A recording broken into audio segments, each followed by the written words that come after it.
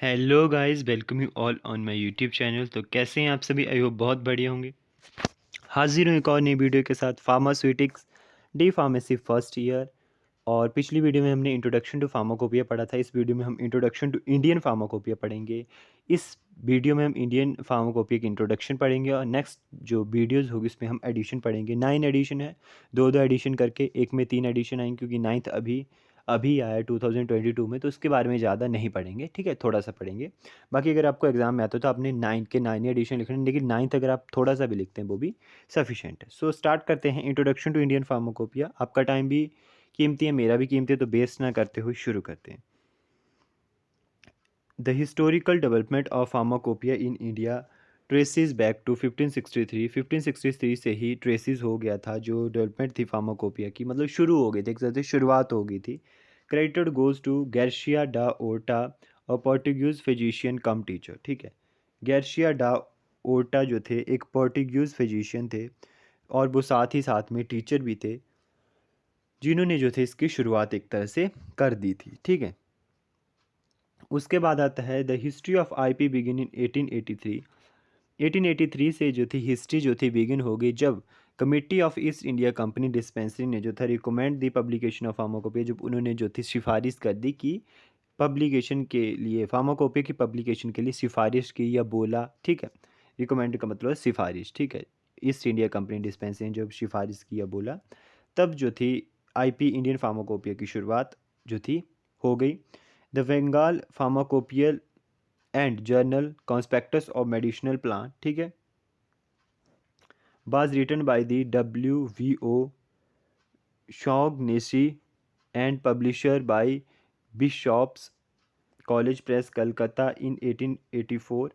This book listed information about the most commonly used indigenous remedies. ठीक है, सबसे पहले पता होना चाहिए कि इंडिजीनियस रेमेडीज़ का मतलब होता है स्वदेशी, मतलब अपने अपने ही शहर में, अपने ही जगह पे जो है वो उगाई गई चीज़ों से बनाई गई कोई चीज़। तो मतलब स्वदेशी रेमेडीज़ मतलब अपनी ही ग्रोथ, खुद की ग्रोथ, मतलब कहीं से बाहर से हमने एक्सपोर्ट नहीं किया, अपने ही जो है जगह पे हमने वो चीज़ उगाई। उसी तरह से इंडिया में भी मान लो कि वो अपनी ही जगह पे यहीं पे उगाई गई चीज़ें थी उनके बारे में जो था उस बुक में लिखा था। ये बंगाल फार्माकोपिया और जर्नल कॉन्स्पेक्टस जो मेडिसिनल प्लांट ये रिटर्न की थी, लिखी थी WBO शाउगनिशी ने, और पब्लिश की गई बाय बिशॉप्स कॉलेज प्रेस, ठीक है, कलकत्ता, जिसको हम कोलकाता बोलते हैं अभी,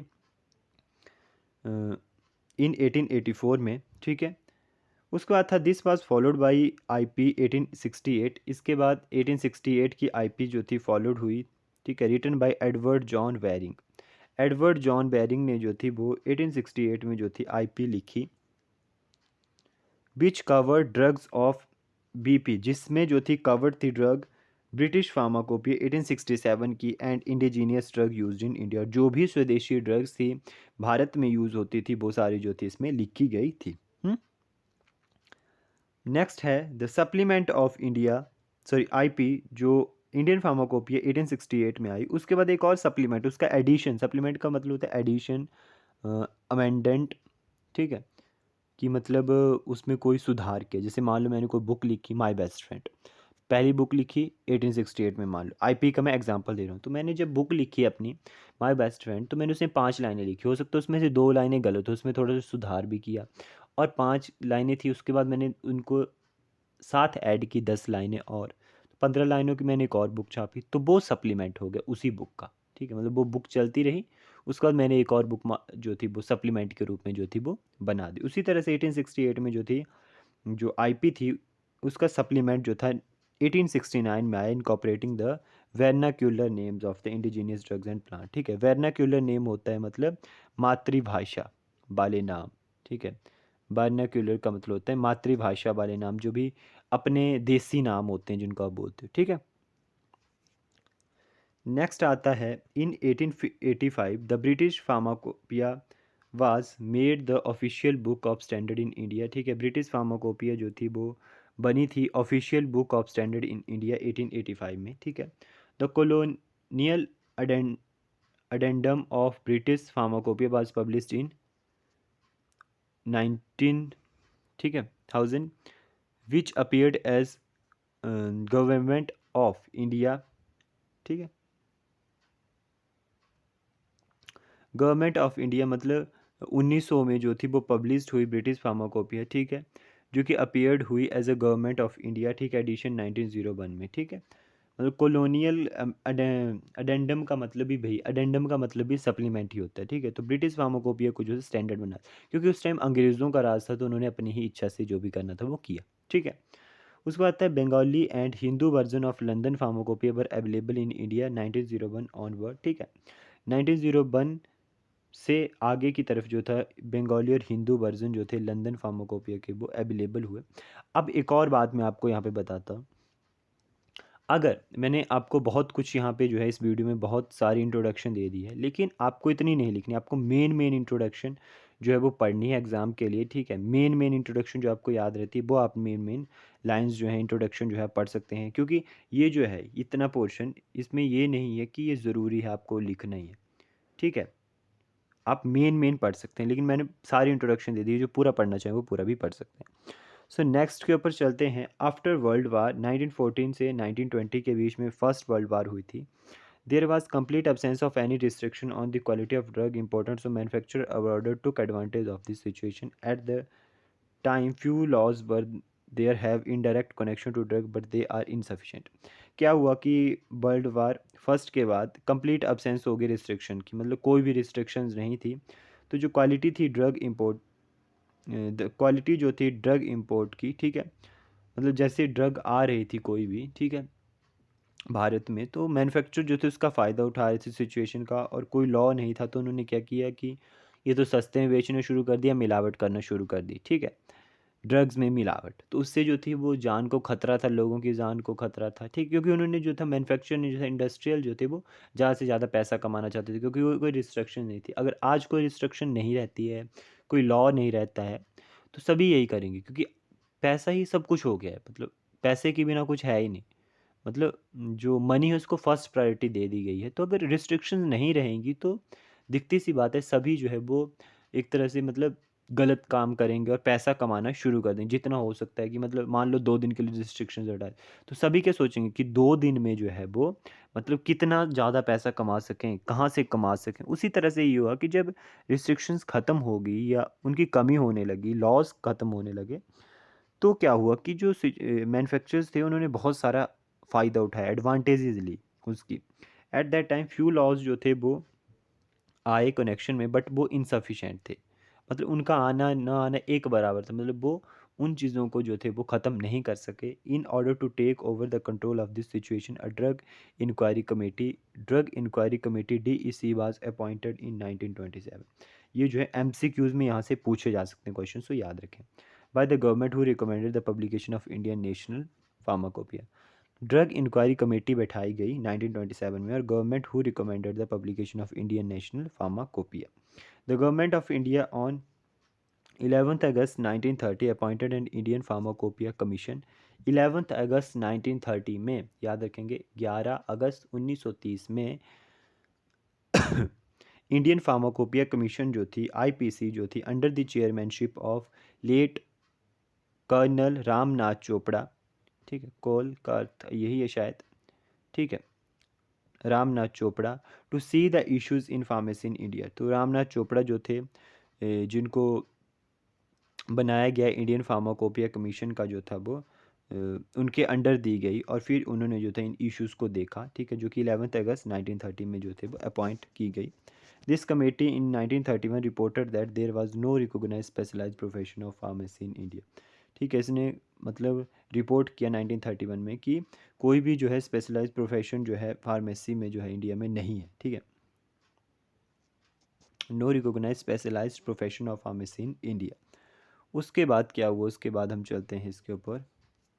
इन 1940 government of India brought bill to regulate. 1940 में गवर्नमेंट ऑफ इंडिया ने जो था बिल लाए रेगुलेट करने के लिए import the manufacturing the sale distribution and drug in British India. ठीक है, ब्रिटिश इंडिया में जो थे वो मतलब रेगुलेट करने के लिए, इंपोर्ट करने के लिए, चीज़ों का आयात करने के लिए जो था, मैन्युफैक्चरिंग करने के लिए, सेल के लिए, डिस्ट्रीब्यूशन जो थी ड्रग्स की इन ब्रिटिश इंडिया में, उसके लिए जो थे वो ड्रग बिल आए, गवर्नमेंट ऑफ इंडिया ने जो थे वो लाए। ठीक है, the bill was adopted as drug and cosmetic act 1940, तो याद रखना ड्रग और कॉस्मेटिक एक्ट 1940 में आया, उसका रूल 1945 में आया। The first drug technical advisory board जो था under the act was constituted in 1941। 1941 में जो था ये फर्स्ट जो था वो एडवाइजरी बोर्ड के अंडर ये एक्ट जो था वो कंस्टिट्यूटेड हुआ था। नहीं sorry, first drug technical advisory board जो थी अंडर दिस एक्ट, इस एक्ट के अंडर जो थी कंस्टिट्यूटेड हुई 1941 में। मतलब जो ड्रग टेक्निकल एडवाइजरी बोर्ड था वो 1941 में जो था वो कंस्टिट्यूटेड हुआ। 1946 central drug laboratory was established at Kolkata, Calcutta ये है, और यहाँ पे अब है कोलकाता, ठीक है। 1946 में क्या हुआ कि फर्स्ट ड्रग लेबोरेटरी जो थी, सेंट्रल ड्रग लेबोरेटरी जो थी एस्टेब्लिश्ड हुई 46 में, याद रखेंगे। 1944 government of India asked the drug technical advisory board to prepare a list of drug used in India having a sufficient medicinal value to justify their inclusion in pharmacopoeia, ठीक है। तो 1944 में जो था गवर्नर ऑफ इंडिया ने जो था डीटीएवी को बोला कि आप लिस्ट बनाओ ड्रग्स की, मतलब जितनी भी इंडिया में ड्रग्स हैं, ठीक है, और उनकी मेडिसिनल वैल्यू को चेक करो, ठीक है, और फिर उसको जो है वो फार्माकोपिया ने आपने जो है वो इंक्लूड करना है, ठीक है। The work of preparing the list of drug in use or in India at those time, which were not included in British Pharmacopoeia, was given to late Kol Ramnath Chopra along with other 9 members, ठीक है, by the Department of Health Government of India। कि जो work था उन drugs को, मतलब जितनी भी preparing the list of drug in use in India, ठीक है, at those time which were not include, जो मतलब ब्रिटिश फार्माकोपिया में इंक्लूडेड नहीं थी, वो उनको दी गई। जो रामनाथ चोपड़ा थे उनके साथ 9 मेंबर्स और थे, मतलब एक डिपार्टमेंट था हेल्थ और गवर्नमेंट ऑफ इंडिया का, ठीक है। 9 मेंबर्स थे, डिपार्टमेंट था हेल्थ का और गवर्नमेंट ऑफ इंडिया जो थी वो शामिल थी, ठीक है। तो उन्होंने क्या किया, फिर जो थे इंडियन फार्माकोपिया को बनाने का काम शुरू कर दिया, ठीक है। मतलब जो ब्रिटिश फार्माकोपिया में नहीं डाली थी ड्रग्स, उनको जो था वो लिस्ट जो थी वो उनके पास दी गई, रामनाथ चोपड़ा के पास। This work was published as an Indian pharmacopoeia list, ये वर्क जो था पब्लिश्ड हुआ इंडियन फार्माकोपिया लिस्ट के अकॉर्डिंग, मतलब के रूप में। 1946 में जो लिस्ट तैयार हुई, ठीक है, वो क्या थी, इंडियन फार्माकोपिया लिस्ट, क्योंकि अभी बुक नहीं छपी भाई इंडियन फार्माकोपिया, ये लिस्ट तैयार हुई 1946 में, ठीक है। Which formed the foundation of true first official Indian pharmacopoeia, एक तरह से ये फर्स्ट ऑफिशियल इंडियन फार्माकोपिया ही थी 1946 में। After independence the IPC Indian pharmacopoeia, after independence the Indian pharmacopoeia, sorry हाँ, after independence the IPC Indian pharmacopoeia commission was constituted. Indian independence के बाद, मतलब जब स्वतंत्रता मिली, तो जो था वो आईपीसी जो थी कंस्टिट्यूटेड हुई, बनी, हुज टेंट्योर वाज 6 ईयर। टेंट्योर का मतलब होता है अवधि, जिसकी अवधि 5 साल की थी, सॉरी मैंने 6 बोल दिया, वो तो हुज टेंट्योर वाज 5 ईयर्स, 5 साल की अवधि थी, under the chairmanship of doctor B N Ghosh in 1948 for publication of IP and its main function. और इस कमेटी के, जो इंडियन फार्माकोपिया कमीशन था, उसका क्या काम था कि आपने आईपी को बनाना है और इसको अप टू डेट करते रहना है, हर 5 साल के बाद जो है वो चेंज होता रहता है, ठीक है, और की चेयरमैनशिप आती है, ठीक है। उस तरह से उस टाइम जो थी वो चेयरमैनशिप थी ले डॉक्टर बी एन घोष की 1948 में फॉर पब्लिकेशन ऑफ आईपी की पब्लिकेशन के लिए, ठीक है। तो जो था वो यहाँ से बहुत सारे एमसीक्यूज भी पूछे जा सकते हैं, सो ध्यान रखेंगे। और छोटी सी जो है, वैसे तो मैंने आगे आपको बताना है, लेकिन ये नॉर्मल सा मैं जो है आपको बता देता हूँ कि इंडियन फार्माकोपिया एडिशंस कब कब हुए। First 1955, second 1966, third 1958, fourth 1996, fifth 2007, six 20 sorry 2007, 2010, seventh 2014, eighth 2018, ninth 2022, ठीक है। So thank you guys, thank you so much for watching my video. I hope you all like my video. Thank you so much और बहुत बहुत धन्यवाद आपका। मिलते हैं next video में जल्द ही, तब तक के लिए टाटा, टेक केयर, बाय बाय।